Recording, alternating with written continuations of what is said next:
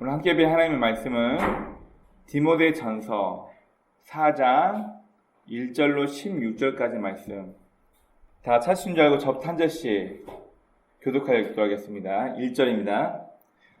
그러나 성령이 밝히 말씀하시기를 후일에 어떤 사람들이 믿음에서 떠나 미혹하는 영과 귀신의 가르침을 따르리라 하셨으니 자기 양심이 화인을 맞아서 외식감으로 거짓말을 하는 자들이와 혼인을 금하고 어떤 음식물을 먹지 말라 할 터이나 음식물은 하나님이 지으신 바니 믿는 자들과 진리를 아는 자들이 감사함으로 받을 것이니라. 하나님께서 지으신 모든 것이 선함에 감사함으로 받으면 버릴 것이 없나니 하나님의 말씀과 기도로 거룩하여짐이라. 내가 이것으로 형제를 깨우치며 그리스도 예수의 좋은 일꾼이 되어 믿음의 말씀과 내가 따르는 좋은 교훈으로 양육을 받으리라. 망령되고 허탄한 신화를 버리고 경건에 이르도록 네 자신을 연단하라. 육체의 연단은 약간의 유익이 있으나 경건은 범사에 유익하니 금생과 내생의 약속이 있느니라. 미쁘다 이 말이여 모든 사람들이 받을 만하도다. 이를 위하여 우리가 수고하고 힘쓰는 것은 우리 소망을 살아계신 하나님께 드리니 곧 모든 사람 특히 믿는 자들의 구주시라. 너는 이것들을 명하고 가르치라. 이 연수함을 없이 여기지 못하게 하고 오직 말과 행실과 사랑과 믿음과 정절에 있어서 믿는 자에게 본이 되어 내가 이를 때까지 읽는 것과 권하는 것과 가르치는 것에 전념하라. 내 속에 있는 은사로 장로에 하여서 안수받은 때에 예언을 통하여 받은 것을 가볍게 여기지 말며 이 모든 일에 전심전력하여 너의 성숙함을 모든 사람에게 나타나게 하라. 내가 네 자신과 가르침을 살펴 이 일을 계속하라. 이것을 행함으로 내 자신과 내게 듣는 자를 구원하리라. 아멘. 기도하겠습니다. 하나님 오늘도 귀한 날 허락하여 주시고 특별히 우리 민족 명절, 추석 명절 가운데 우리가 함께 예배를 드리고 있습니다. 하나님, 우리 마음이 다른 것 때문에 마음을 빼앗기지 않고 오직 하나님께 우리의 생각과 마음을 집중하여서 예배를 통하여서 우리 각 개인이 하나님과 만남이 있는 귀한 시간이 되길 원합니다. 오늘도 부족한 자가 주의 말씀을 들고 다니셨습니다. 약속된 하나님의 말씀을 가감없이 증거하는 이슬 되게 도와주옵시고 하나님 이 말씀이 듣기 좋은 말씀으로 끝나는 것이 아니라 우리가 종교활동하면서 고개 흔들며 만족하며 끝나는 말씀이 아니라 우리의 마음판 깊이 새겨져서 우리의 삶을 움직이는 원동력이 되어질 수 있도록 하나님 인도하여 주옵소서. 오늘도 함께 하시고 인도하시고 믿사하며 우리 구주 예수님의 이름으로 감사하며 기도드립니다. 아멘. 우리가 지난주에는 우리 믿는 사람들이 이 세상을 살아갈 때 어떤 책임을 가지고 살아야 할까 함께 말씀을 나누었습니다. 나 자신을 위해서 기도하고 내 성숙을 위해서 내 마음의 방향을 하나님께 두는 것도 중요하지만 하나님을 모르는 사람, 하나님을 아직 신앙이 연약한 사람이 하나님과 만날 수 있도록 그 가교 역할을 하는 것에 대해서 얘기했고 또 예수님도 말씀하신 것처럼 이 세상의 질서와 법을 어지럽히면서 우리끼리만 행복한 종교활동하는 것이 아니라 이 세상 사람들과 동등한 멍에, 동등한 법 질서를 함께 어깨에 메고 이들에게 본이 되는 삶을 살라라고 우리가 지난주 말씀을 함께 나누었습니다.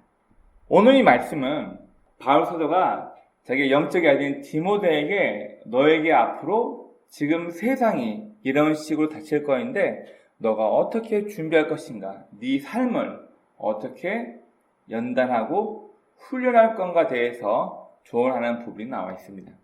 여러분 먼저 사역자의 준비란 첫 번째, 교회의 세속화를 막기 위해서 바르게 서 있어야 합니다.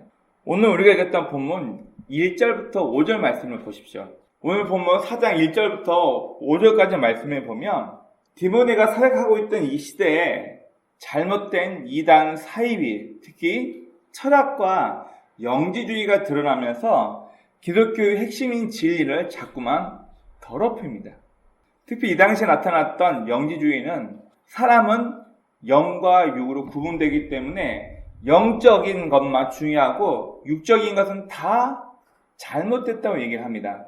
결혼하는 것도 잘못되었고 많이 먹고 잠자는 것도 잘못되었고, 이런 식으로 얘기를 하면서 영혼만 올바른 것이고 육체는 잘못된 것이라고 얘기하면서 예수님도 영으로 살아계시고 육체로 죽은 것을 부인하면서 기독교의 핵심 진리를 자꾸만 바꾸고, 또한 디모데가 사역했던 이 에베소 지역에서는 각종 철학에 의하여서 세속적으로 사람들이 좋아했던 철학이 교회 안까지 들어오면서 모든 기독교 교리와 또 하나님을 믿는 신앙을 내 머리로만 이해하여서 신앙을 완벽히 알 수 있다고 했던 그런 잘못된 시대였습니다.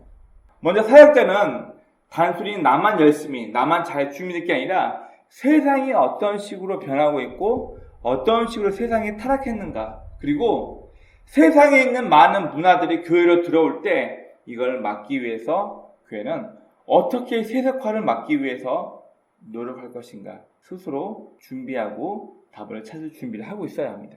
다음 두 번째, 오늘 본문 절반 이상 6절부터 16절 말씀을 보면 바울은 디모데에게 말씀을 합니다. 뭐라고 얘기하냐면 사역자가 자기 자신을 위해서 준비해야 한다고 얘기를 하고 있습니다. 운전면허증처럼 내가 한번 자격증을 따보면 언제든지 아무 때나 내 마음대로 자동차를 몰고 나갈 수 있는 이런 자격증이 있으면 참 좋겠어요. 한 번만 노력하고 끝나면 되니까. 우리 어린 아이들이 자전거 배울 때 처음에는 넘어지고 실수하고 많이 하지만 한 번 자전거를 배우게 되면은 나중에 나이 들어서도 처음 자전거를 다시 잡는다 할지라도 예전에 배웠던 감각이 살아있어서 자전거 타는 법을 절대 잊어버리지 않는다고 합니다.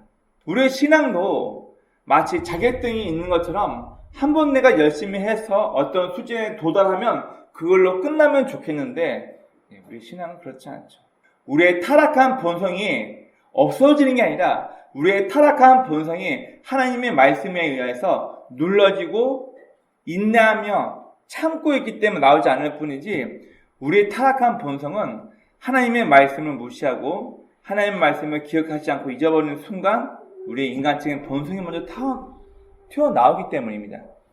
여러분, 중요한 건 바로 오늘 본문에서도 이 디모데에게 계속해서 이야기하고 있습니다. 육체의 연단은 약간의 유익이 있으나 경건은 범사에 유익하다. 또 그리고 네 연소함을 업신여기지 못하도록 모든 사람들 앞에서 너의 성숙이 보이게 해라, 이런 얘기를 합니다. 그리고 네가 장로회에서 안수받을 때 네가 부여받은 하나님으로부터 선물 받은 은사를 잘 활용해라, 이런 이야기를 하면서 바울은 네가 앞으로 사역할 때 네 자신을 잘 훈련하면서 사역자로서 준비를 해야 되고, 또 하나 세상이 교회를 공격하기 위해서 여러 가지 모양으로 계속 변하고 다양한 모습으로 교회의 신앙을 무너뜨리기 위해서 세상이 점점 도전해오고 있다는 것을 바울은 이야기하고 있습니다. 여러분, 과거도 쭉 그래왔던 것 같아요. 우리 기독교는 예수의 십자가 이 복음을 전하는 데 있어서 세상적인 방해가 정말 많았습니다. 명품이 있으면요 반드시 짝퉁, 가품이 있습니다. 명품은 진짜이기 때문에 그 값어치와 우리 흔히 루비통 이런 여러 가지 메이커들 있죠. 마크 하나만 달았을 뿐인데 명품이라는 흔적 하나 때문에 가격이 몇 배 이상 올라갑니다. 이것 때문에 진짜 명품이 있으면 그 명품을 이미테이션, 가짜로 만들어서 진짜인 것처럼 속이려고 하는 흔히 말하는 짝퉁도 나올 수밖에 없습니다. 여러분, 기독교를 빙자한 짝퉁, 가짜, 사이비 이단이 얼마나 많은지 모릅니다. 우리나라에만 해도 흰 옷을 입고 다니면서 자신이 바로 재림한 예수다, 이렇게 하고 있는 사람이 제가 한 7, 8년 전에 세어보니까 약 170명이 넘더라고요. 그만큼 성경에서 말하는, 하나님의 말씀이 성경에서 말하는 진리가 정말 참이기 때문에 이 성경에서 말하는 예수 그리스도에 대하여 하나님에 대하여 이미테이션, 모조품으로 내가 가짜로 진짜 예수인 척하는 가품이 너무나 많다는 것을 우리는 기억해야 합니다. 그러면 교회를 정말 위험하게 하는 것은 재정적인 난, 성도 간의 다툼, 또 교회가 갑자기 땅이 팔려서 재개발되어서 이런 것들. 여러분, 이런 것들이 교회를 위협하는 세속화가 아닙니다. 교회를 위협하는 것은 바로 하나님의 방법이 아니고 세상적인 기준과 세상적인 정치를 교회로 가지고 와서 교회가 마치 힘 있는 몇몇 사람에 의해서 사람들에게 돈 좀 있다, 너 정치적인 힘 좀 있다, 능력이 있다라고 하는 사람들을 통하여서 하나님에 의한 방법이 아니라 사람의 정치와 사람의 방법에 의하여서 교회의 중요한 것들이 이루어지고 있다는 것이 가장 무서운 교회의 세속화 중에 하나입니다. 여러분, 교회는 절대로 민주주의가 될 수가 없어요. 여러분, 민주주의 물론 여러 정치 이념 중에서 공산주의와 비교했을 때 민주주의 참 좋습니다. 다수결의 원칙으로 수많은 사람들의 이익을 위해서 먼저 선택을 하고 누군가가 많은 사람들이 많은 이익을 선택했다면 그것을 선택하지 소수의 의견과 소수의 이익은 다 무시가 됩니다. 이 민주주의 때문에 무엇이 생기냐면은 여러분, 공리주의라는 것이 생기게 됩니다. 자, 벤담도 그런 얘기를 했어요. 최대 다수, 최대 행복. 무슨 말인가요? 많은 사람이 이익을 얻고 많은 사람의 행복한 삶을 살기 위해서 선택합니다. 좋아 보입니다. 그러나 반대의 입장에 있는 사람들은요, 그들의 의견과 그들의 행복과 그들의 기본권은 다 무시가 됩니다. 우리 아이들이 초등학교에 갈 때 꼭 한 번씩 도덕 시간에 배우는 내용이 하나 있습니다. 버스 운전소가 수많은 승객을 태우고 벼랑길을 가고 있는데 갑자기 사고가 납니다. 그런데 중요한 갈림길에 한쪽에 보니까 어린 아이가 서 있고 이쪽으로 틀면 많은 승객을 살릴 수 있지만 어린 아이를 치고 길을 지나가야 돼요. 반대로 서 있는 어린 아이를 피해서 다른 쪽으로 차 운전석을 핸들을 틀게 되면 어린 아이는 살릴 수 있지만 자기와 버스에 타고 있는 모든 승객은 절벽 밑으로 떨어져 사고를 당하게 됩니다. 여러분들이 만약 버스 운전수라면 어떤 선택을 하겠습니까? 어려운 질문이죠. 답이 없죠. 공리주의로 한다면 어린아이 한 명의 생명을 죽이면서까지 뒤에 버스 운전기사 뒤에 있는 승객을 살리는 게 맞겠죠. 그러나 공리주의로 하지 않고 어린아이를 들이받는 행동은 살인이기 때문에 살인을 피했지만 어쩔 수 없이 벼랑 끝으로 가게 되면서 다 죽게 되는. 이런 만약 교회가 하나님의 방법을 따르지 않는다면 우리는 세상적인 방법, 지금 세상에서 유행하고 정치인들이 해오고 있고 우리나라에서 과거부터 지금까지 해오고 있던 인간적인 방법을 가지고 하나님의 길을 선택하려고 할 것입니다. 바로 이런 세상적인 기준과 세상의 방법으로 들어온 것들이 교회의 정치에 관여하게 되면서 우리 교회를 세속화하게 만듭니다. 다음 두 번째, 효율만을 따지는 사역을 하게 됩니다. 여러분, 100원을 투자했으면 적어도 200원, 300원을 이익이 있어야겠죠. 근데 100원을 투자했는데 효율이 100원 이하로 나온다. 만약 우리가 장사하는 사람이라면 이건 잘못된 투자죠. 여러분, 우리 기독교는 교회 예산을 써서 어떤 일을 해서 눈에 보이는 효용 가치를 얻기 위해서 사역하는 게 아니라 예수님도 말씀하시기를 한 영혼이 주님께로 돌아오면 천하 만물을 얻는 것보다 더 크고 중요하다 얘기를 하셨어요. 한 영혼. 여러분 한번 생각해 볼까요? 교회에서 전도지로 혹은 전도용품으로 마스크라든지 혹은 물티슈 같은 걸 사가지고 교회 홍보용지 혹은 전도지를 같이 꼽아가지고 불신자들에게 나눠줍니다. 돈이 얼마나 들까요? 자, 예를 들어서 그 홍보용품으로 전도용품으로 물건을 많이 사고 주변 상가에 전도지 돌리고 물티슈나 마스크를 돌리기 위해서 한 40만 원어치 전도용품을 사서 이걸 며칠간 사람들이 수고하고 노력해서 인건비를 따지면 더 많이 들겠죠. 이 수고하고 노력한 걸 다 해가지고 전도지를 몇백 장, 몇천 장 날렸다고 해봅시다. 사람 몇 명 오나요? 몇 명 오나요? 아무도 모르고 몇 명 올지도 모릅니다.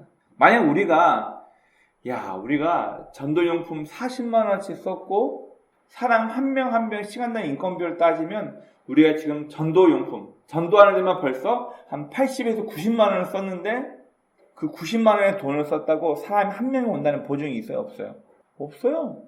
그럼에도 불구하고 누군가는 예수의 희생에 대해서 전도지에 쓰여있는 교회에 쓰여있는 복음에 대해서 듣고 마음이 변하도록, 누군가는 그의 양심이 잘못된 곳에서 그의 마음의 가책을 받고 하나님이 계시다는 것을 인정할 수 있도록, 인지할 수 있도록 누군가는 수고하고 노력해서 물질을 소모하며 전도용품을 나눕니다. 효율로 따지다면 정말 형편없는 거죠.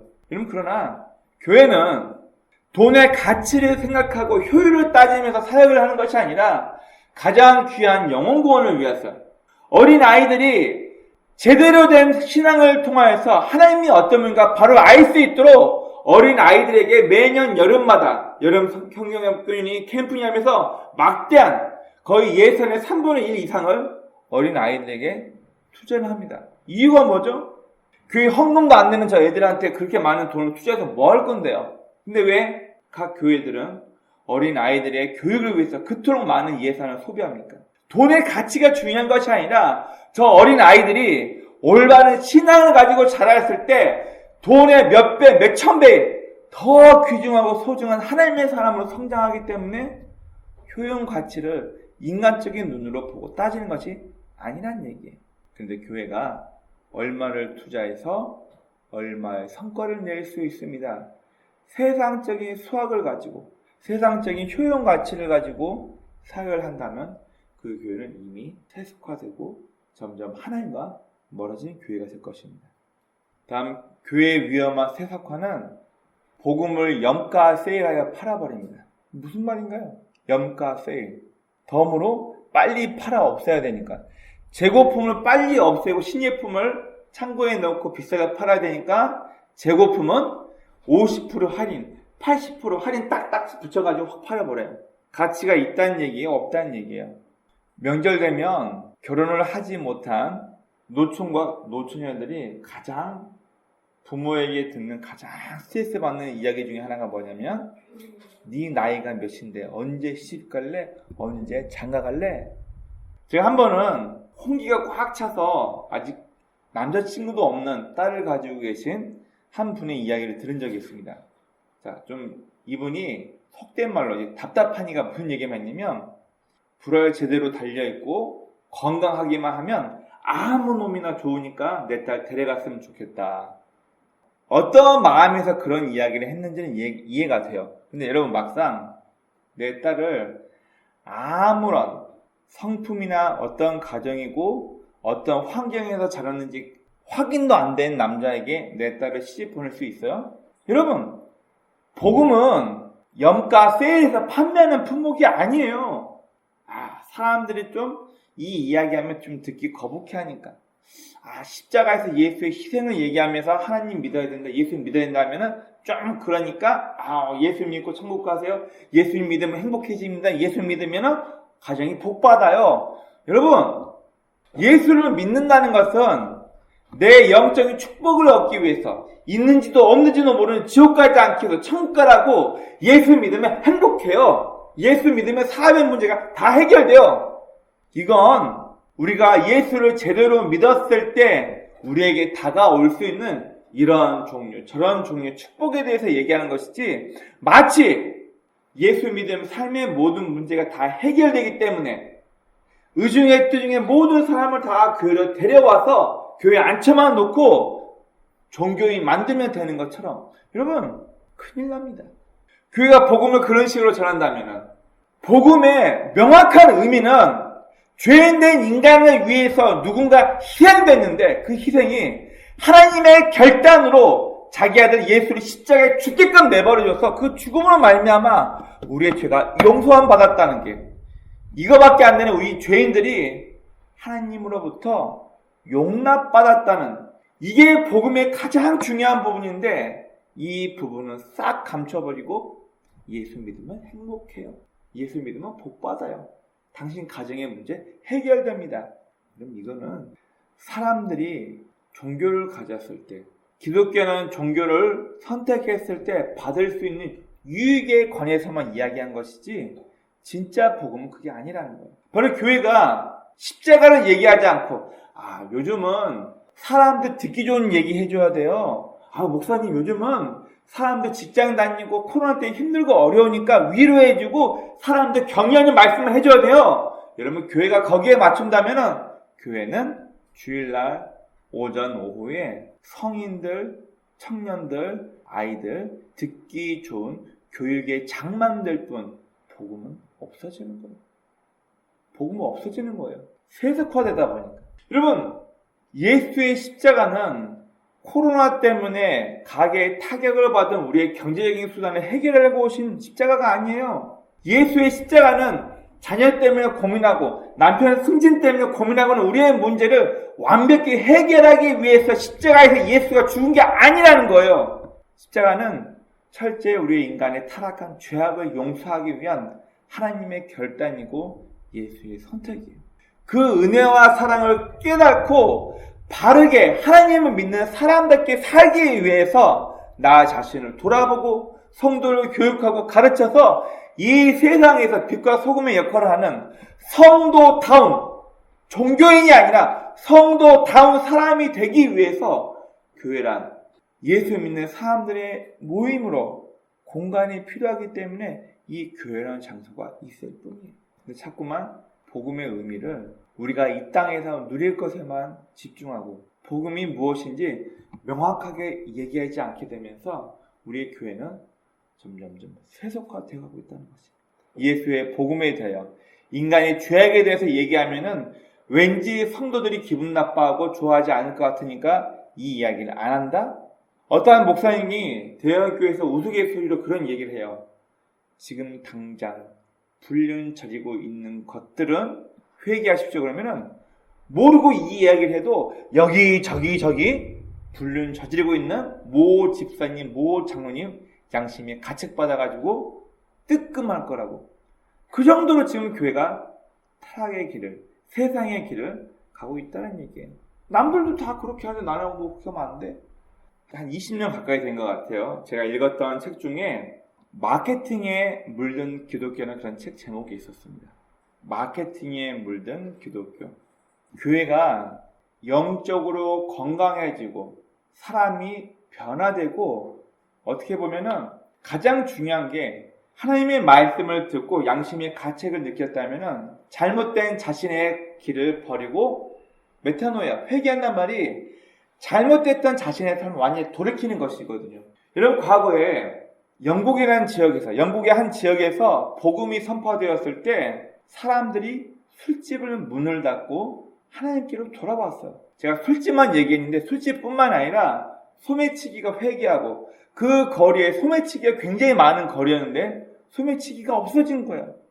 그렇게 술집이 많고 몸을 파는 창녀들이 많던 거리였는데 그 거리가 다 없어진 거예요. 일부러 사람이 없앤 게 아니고 하나님의 복음을 듣고 사람의 양심의 가책을 받으니까 바꾼 거예요. 정말로 예수의 복음을 듣고 변화된 사람이라면 자신의 과거를, 잘못된 과거를 버리고 새로운 인생을 살게 됩니다. 그런데 복음을 많이 들었어요. 듣기 좋은 설교를 많이 들었어요. 이 교회는 나에게 맞지 않아. 교회가 여기 하나만 있는 줄 알아? 얼마든지 내 입맛에 맞춰서 선택할 수 있는 교회가 많이 있으니까 나는 그렇게 그 교회 안 가. 나는 내 입맛에 맞는, 나 열심히 해라고 자극하지도 않고 기도 많이 해야 된다고 전도해야 되고 맨날 자극하는 그런 교회 싫으니까 저 교회, 저 날씨해 보이는 저 교회, 저 산뜻해 보이는 저 큰 대형 교회, 난 저 교회 선택할 거야. 니네처럼 나 들볶는 그런 교회 싫어. 내 입맛에 맞춰서 선택하여 갈 수 있는 교회가 많아요. 그러다 보니까 사람과의 관계를 통해서, 갈등을 통해서 나도 상대방도 갈등을 통해서 중점을 찾고 내 인격의 모난 부분이 다듬어지면서 성숙되어져 가는 과정이 없어진 성도들은 대언교회로 몰립니다. 나 건들 사람이 없으니까, 나랑 마주칠 사람이 없으니까, 내가 고생해서 힘들어가면서 교회에 봉사하고 열심히 할 필요가 없는 대언교회로 많이 숨어들어갑니다. 10,000명이 넘는데 교회에서 실질적으로 봉사하며 열심히 일하는 사람은 200명이 안 된다는 얘기예요. 그럼 나머지 9,800명은 뭐 하는 사람들이에요? 제가 그들을 비난하려고 하는 게 아니라 대부분의 사람들이 내 입맛에 맞춰서 여기 오면 내가 편하게 우리 아이들 교육을 맡겨버리고 예배할 수 있으니까 여기 오면은 이거 해라 저거 해라 부담 느끼지 않게 좋은 나이스한 설교만 듣고 나갈 수 있으니까 내가 편하게 종교활동할 수 있으니까 마치 종교를 소비하는 소비자가 되어서 자신의 영적인 수준과 자신의 인격을 다듬으면서 예수를 닮은 모습으로 하나님의 말씀으로 나 자신이 갈등이 생겼을 때 나를 버리고 하나님의 방법을 선택하면서 사랑 관계에 있어서 나와 하나님과의 관계에 있어서 다듬어져야 할 나의 모든 신앙의 기회를 다 벗어버리고 내 편한 대로 마치 내가 소비하듯이 소비 심리를 자극하는 종교 활동을 하게 된다는 얘기예요. 저희 목회자들이 설교를 할 때 누구나 한 번쯤은 교과서처럼 거쳐가는 책 중에 하나가 뭐냐면 죽어서도 설교한다는 영국의 마틴 로이드 존스 목사님의 설교에 관련된 책을 누구나 한 번씩은 다 보게 됩니다. 이 마틴 로이드 존스 목사님은 27살에 영국 황실 주치의가 된 사람이에요. 그러면 이미 출세의 길은 이미 보증된 사람이에요. 27살에 영국 황실 주치의예요. 근데 이 마틴 로이드 목사님이 사람의 영혼을 살리는 것이 가장 귀중한 것을 깨닫고 영국 황실 주치의라는 그 어마어마한 직책을 버리고 목사가 된 분입니다. 이분이 설교에 대해서 얘기하면서 뭐라 얘기했냐면은 강당꾼이 되지 말라 그 얘기를 해요. 강당꾼 뭐예요? 성경에서 말하는 하나님께서 예수님께서 우리 사람들에게 말씀하시고 있는 말씀을 그대로 증거하는 것이 아니라 사람들 듣기 좋게 이 사람의 필요에 맞춰서 이 사람의 가려운 곳을 좀 긁어줘서 인기가 좋은 설교를 하게끔 이런 설교를 한다? 그러면 당신은 이미 타락한 목사이고 강당꾼밖에 되지 않는다 그런 이야기를 합니다. 예. 지금도 설교하고 있는 수많은 목회자분들은 이 이야기를 들으면서 자신의 양심을 뒤쳐보며 나는 강당꾼이 되지 않기 위해서 얼마큼 바르게 올바르게 설교를 하고 있나 자신을 매일매일 돌아볼 것입니다. 앞에는 저도 마찬가지고요. 교회의 세상적인 기준과 세상의 정치가 들어올 때 효율만을 따지는 사역을 할 때 그리고 복음의 의미가 점점 탁해져 갈 때 그리고 사람의 소비 심리만 자극하는 종교 활동들을 하게 될 때 우리 기독교는 이미 세속화되어서 하나님께서 원하시는 빛과 소금의 역할을 할 수 없게 됩니다. 바로 교회가 세상을 닮아가면서 타락해버렸다는 얘기예요. 오늘 바울이 디모데에게 이 말씀을 증거할 때도 이미 에베소 지역은 이미 그 당시 풍경은 철학과 영지주의 또 로마의 눈치를 보면서 정치적으로 타락해버린 여러 가지 사상들이 교회로 들어오게 되면서 여러분 왜 기독교 교회형이 생긴 줄 아십니까?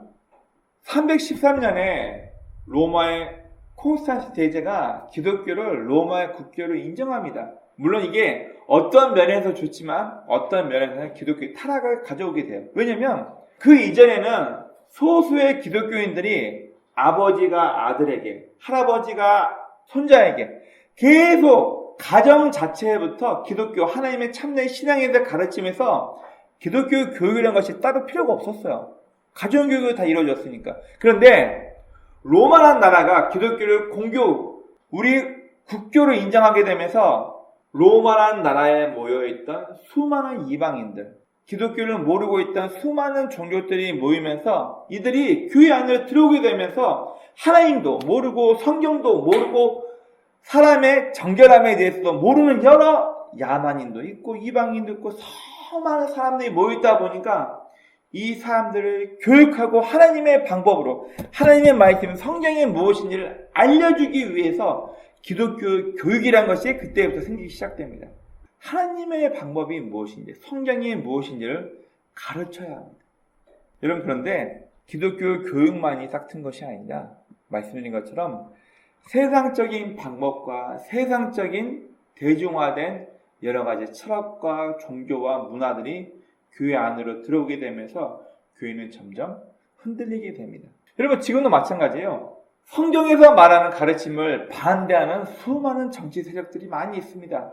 몇 가지 얘기해 볼까요? 여러분 우리가 언제부터 동성연애를 합법화했고 양성평등 우리가 언제부터 남자가 남자와 결혼할 수 있고 여자가 여자와 더불어 결혼할 수 있고 우리가 언제부터 부모가 없는 고아들을 양성 결혼한 남자와 남자로 이루어지는 가정의 아이를 양육할 수 또 여자와 여자로만 이루어진 가정의 아이들을 입양 보내고 언제부터 이 법안이 만들어져서 지금 통과되고 있는 거예요? 누가 아빠 역할하고 누가 엄마 역할을 하는 거예요? 자신의 성을 버려버리고 온전히 성적인 만족만을 위해서 남자가 남자와 결혼해놓고 우리도 아이들을 키울 수 있는 권리를 주세요.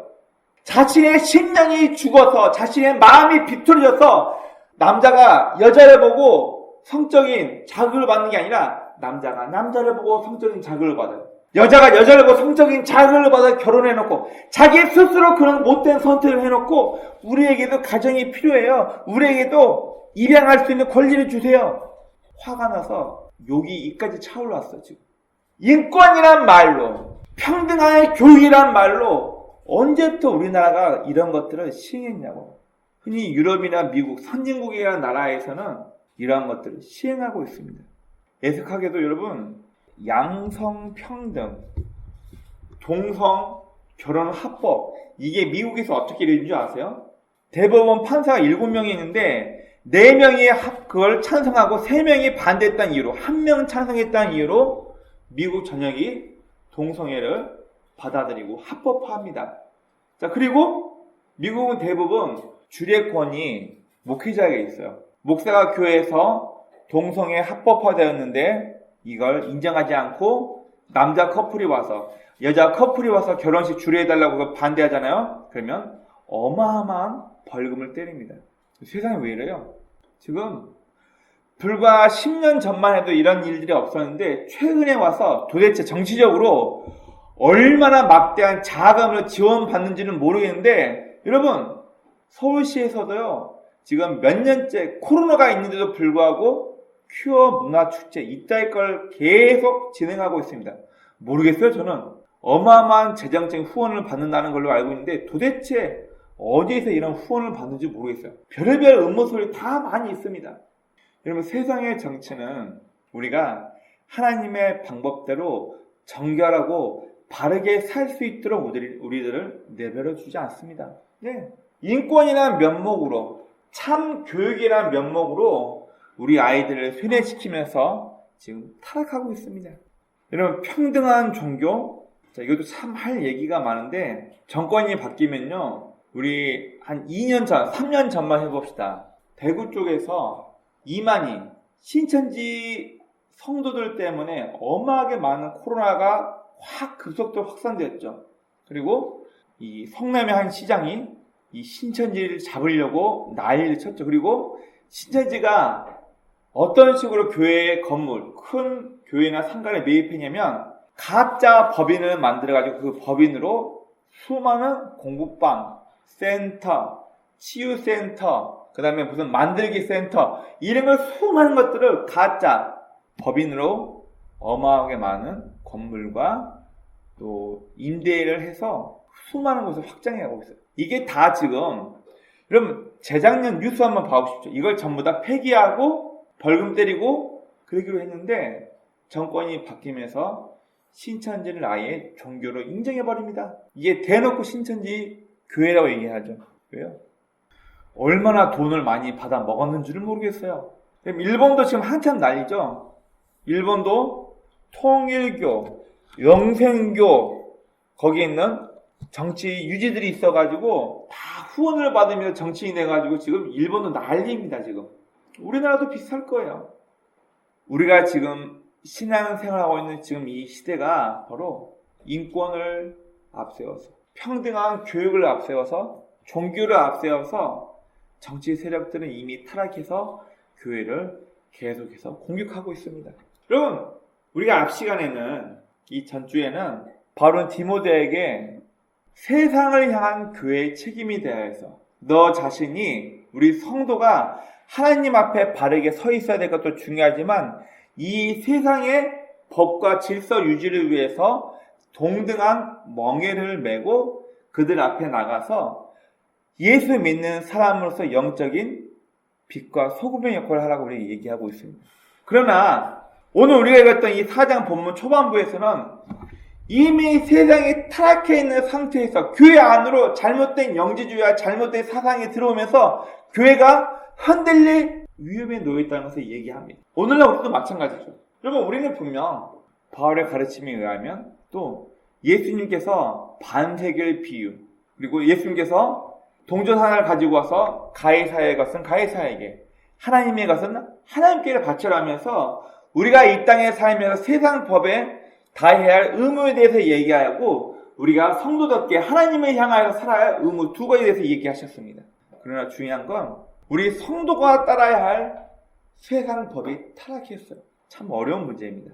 우리 한국에서 지금 거의 5년에서 7년 정도 계속해서 양성평등을 법적으로 끌어내리려고 계속해서 많은 노력들을 해오고 있습니다. 법을 교묘하게 바뀌어서 한 7년에서 5년 전만 해도 기독교가 동성애를 자꾸 막는 면목으로 법을 어떻게 교묘하게 바뀌었냐면 양성평등이라는 말로. 여러분, 양성평등이라는 말만 들으면 남자와 여자가 다 평등하다 이 말만 들리죠. 그러나 그 세부 종목 보면은 동성연애를 인정하자, 동성결혼을 인정하자, 남자가 남자와 결혼해서 이루어진 커플들 사이에 아이가 생길 수 없으니까 아이를 입양하자도 법적으로 이걸 풀어주자. 이게 양성평등이에요. 교묘하게 바뀝니다. 지금도 계속해서 이 법안을 국회의원들이 계속 추진하고 있습니다. 도대체 누구에게 얼마나 막대한 돈을 받아 먹었는지는 모르겠는데 이 법안을 7년 아마 성공할 때까지 계속 끌어갈 거예요. 그렇게 서울 큐어 문화축제 이게 언제 시작된지 아세요? 한 4년 정도 됐거든요. 우리 박원순 시장 때부터 했었거든요. 어떤 돈을 얼마나 많이 받아 드셨는지는 저는 몰라요. 그렇게 많은 청원이 올라가고 아이들 교육상 좋지 않다.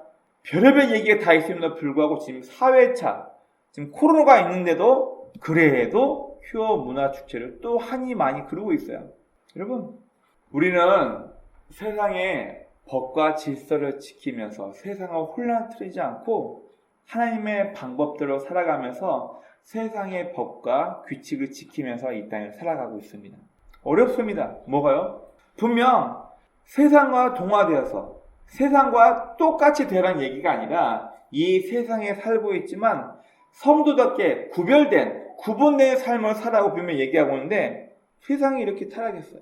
이미 우리가 믿고 따라야 할 세상 법은 점점 하나님의 가르침과 반대되어 가면서 타락의 길을 걷고 있습니다. 우리 어떻게 해야 돼요? 여러분, 미국의 몇몇 주들은 목회자가 동성 결혼에 주례를 서지 않으면 막대한 세금을 때립니다. 그 주 자체가. 그럼 저는 어떻게 해요? 앞으로 큰 대형교회 목사님들 이 양성평등법이 통과가 되게 되면은 대형교회 목사님들도 동성연애자들이 와서 우리 주례에 서주십시오 하면은 주례에 서줘야 돼요. 이 문제 어떻게 해결해야 돼요? 여러분, 지금 당장 우리가 정치적으로 이 법안을 바꿀 수 있는 능력이 없습니다. 계속 반대 투표하고 반대 서명운동하고, 그러나 아마 돈으로 이 타락한 돈이 계속 양성평등을 주장하는 사람들, 정치인들이 계속 돈이 흘러가기 때문에 아마 막기는 힘들 수도 있습니다. 그래서 중요한 건 우리가 알고는 있어야 돼요. 이게 얼마나 위험한 법안이고 우리 교회에 들어왔을 때 얼마나 우리 교회를 처참하게 참혹하게 무너뜨리려고 하는지 우리는 알고는 있어야 합니다. 여러분, 그러면 참 어려운 주제예요.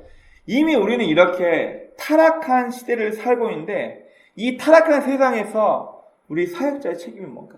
예수 믿는 우리의 책임이 뭔가? 여러분, 첫 번째는 기독교 교육의 영역에 있어서 우리의 책임이 있습니다. 이제 자라나고 있는 우리 아이들에게 무엇이 올바르고 무엇이 잘못된 것인가를 명확히 알게 해서 저들이 바른 것을 선택할 수 있도록 우리는 도와야만 해요. 여러분, 노벨 문화상을, 노벨 과학상을, 노벨 평화상을 휩쓸고 있는 이스라엘의 교육 방법은 지금도 3000년 전의 교육 방법을 그대로 고수하고 있습니다.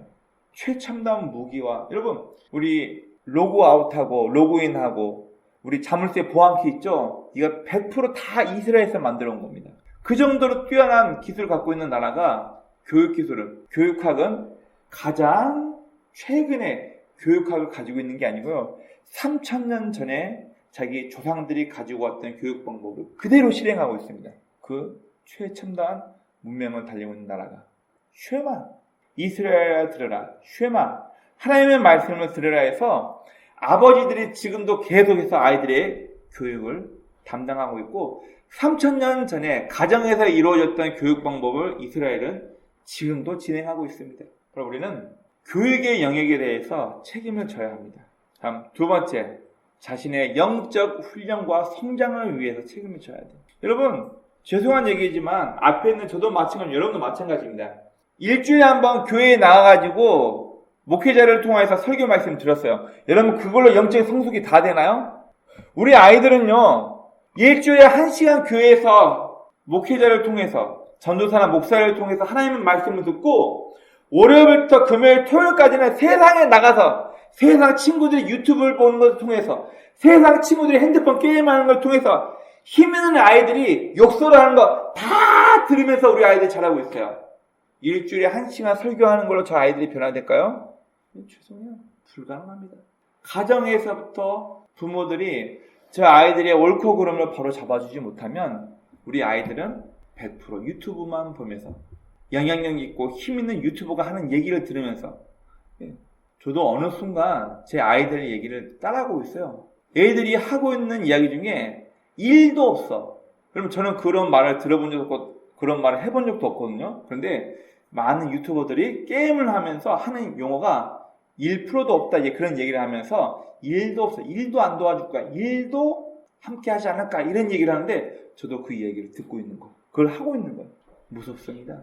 얼마나 아이들을 쇠뇌시키는지, 또 아이들의 얘기를 들으면서 부모들도 쇠뇌되고. 그래서 우리는 기독교의 교육의 영역에서 또 자기 자신의 신앙이 성숙하고 신앙이 세속화되지 않기 위해서 하나님의 뜻과 방법이 무엇인지 내 스스로가 성경을 보고 내 스스로가 기도할 줄 알아야 돼요. 일요일날 한 번 나가지고 예배드리는 걸로 끊시다? 그럼 죄송한데요, 신앙 못 지켜요. 교회에 와 있는 순간만 성도처럼 보이지 교회에 나가는 순간 세상적인 방법으로 살고 있는데요. 여러분, 그리고 세 번째, 성도들에게 필요한 사역자란 아마 저 같은 목회자, 누군가를 가르치고 있는 사람에게 정말 필요한 얘기가 되겠죠. 의식주 해결하려고 직업으로 목사를 선택하고 있다? 내가 일한 만큼 대가를 받아야 되니까 노동자형이 돼가지고 생계형이 되어서 일한 대가만큼 노동자형이 돼가지고 내가 사역을 하고 있다? 삭을 받고 아니 삭군 목자가 돼가지고 설교하고 있다? 이미 그 사역자는 끝난 거죠. 여러분, 사역자는 성도에게 돈을 줄 수 없습니다. 성도에게 성공하는 비결을 알려줄 수 없습니다. 사역자는 성도에게 주식 뭐 투자해라, 부동산 뭐 해라, 그러면 오른다, 이런 말 해줄 수도 없습니다. 물론 해서도 안 되고요. 그럼 중요한 건 사역자는 성도가 영적으로 필요한, 목숨과도 같은 영적인 생명인 하나님의 말씀을 주고 이 하나님의 말씀으로 생기를 얻어 살 수 있도록 생명을 줄 수 있어야 합니다. 올바른 하나님의 말씀을 전달할 수 있어야 됩니다. 여러분, 이거 못하면 사역자 하면 안 되죠.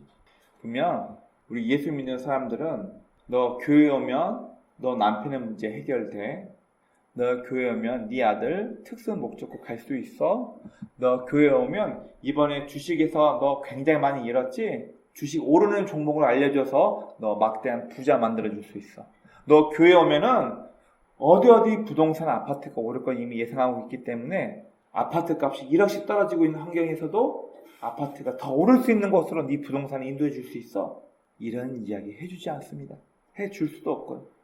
교회는 세상이 줄 수 없는 영적인 생명을 성도에게 공급해 줄 수 있어야 되고, 세상적인 정치나 세상적인 이야기, 사람의 간지른 것만 긁어주면서 마음에 평안을 얻고 위안을 얻는, 사람 만족하기 위한 그런 설교를 한 것이 아니라 교회는 하나님의 말씀으로 책망할 것 책망해야 합니다. 교회는 하나님의 말씀으로 의기소침한 사람을 힘을 공급하여서 영적으로 일어설 수 있는 힘을 줄 수 있어야 됩니다. 교회는 무엇이 올바른 가이드라인인지, 무엇이 기준점인지 모르는 세상을 향하여서 이게 하나님의 말씀에 우리 성도가 살아갈 수 있는 기준점이라고 제시할 수 있어야 합니다. 제가 그런 사람이 되어야 하고, 여러분들 각각 한 명 한 명이 이런 사람이 되어야만 합니다. 우리가 살아가고 있는 이 현대사회는 하루가 다르도록 계속해서 엄청나게 빠르게 급변합니다. 여러분, 과거에는 핸드폰이 2년 주기로 한 번씩 나왔거든요. 지금은 6개월 주기로 핸드폰이 계속 나옵니다. 어마어마한 경쟁이죠. 분명 우리는 급변하는 현대사회를 살아가고 있습니다. 그러다 보니 기준점도 계속해서 바뀌어요. 무엇이 사람의 인생의 기준이 되는지, 무엇이 우리 인생에 있어 가장 좋은 점이 되는지. 최근 유행하는 우리 직장인들 가운데 파이어족이라는 얘기가 계속 나오고 있습니다. 무슨 얘기인가요? 파이어족, 불인가? 55세까지 피를 흘려갈 정도로 내 몸을 불태워가면서 55세까지 노후 자금을 다 축적할 정도로 돈을 무진장 벌어가지고 노후 55세 이상이 된 노후 때는 직장 다니지 않고 일하지 않고 주식 돌려가면서 부동산 돌려가면서 내 생계에 필요한 것을 다 채워가면서 여행 다니고 즐기고 노는 것을 파이어족이라고 얘기를 합니다. 그 전에는 여러 가지 있었죠. 돈 버는 게 힘드니까 딩크족, 더블 인컴, 노 칠드런. 딩크, D-I-N-K. 부부가 더블 인컴, 수익은 2배로 내고 아이는 낳지 않아서 부부끼리만 행복하게 놀고 먹고 즐기며 살다가 인생 끝내자. 이게 딩크족 이야기였어요. 근데 이제는 파이어족까지 나왔습니다. 세상 문화와 문명이 너무나도 빠르게 변하다 보니까 기준점이 점점 모호해져요. 어디에 우리 인생의 기초를 두고, 어디에 인간 다음에 핵심을 두고 기반을 두고 살아가야 할지 그 기준이 이미 흔들리고 없어요. 내가 이거면 이거고, 내가 저거면 저거고, 이게 좋아서 이걸 기준으로 살면 이게 기준이 되는 거예요. 급변한 현대 사회를 우리는 살아가고 있습니다. 우리 성도에게 인간다움에 대하여, 성도다움에 대하여 이 성경책을 통하여서 명확한 나의 기준이 없으면 우리 성도의 삶도 계속해서 변하고 또 변하고 변질될 것입니다.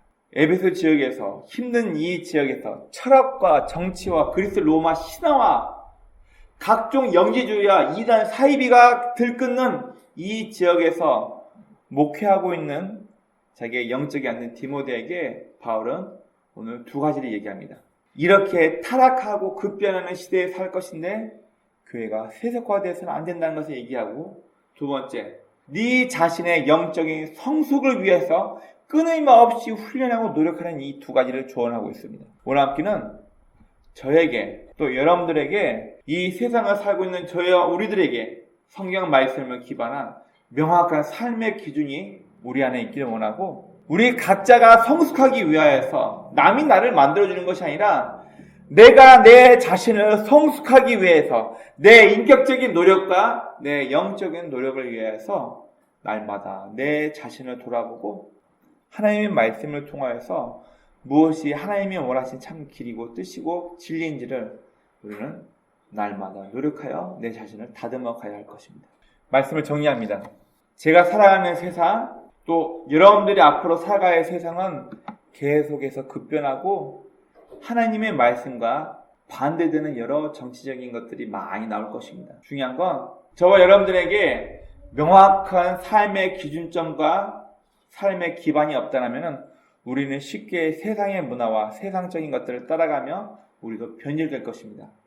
원화없기는 변절자, 변질되어서 사라지는 것이 아니라 하나님 앞에 올바르게 서서 잘 쓰임받다가 주님 만날 때 칭찬받을 수 있는, 세상 사람들을 향하여서 올바른 소리를 하며 또 그들이 교회의 소리를 들을 수 있도록 올바른 가치를 가지고 살아갈 수 있는 저와 여러분이 되길 주의 이름으로 축원합니다. 아멘.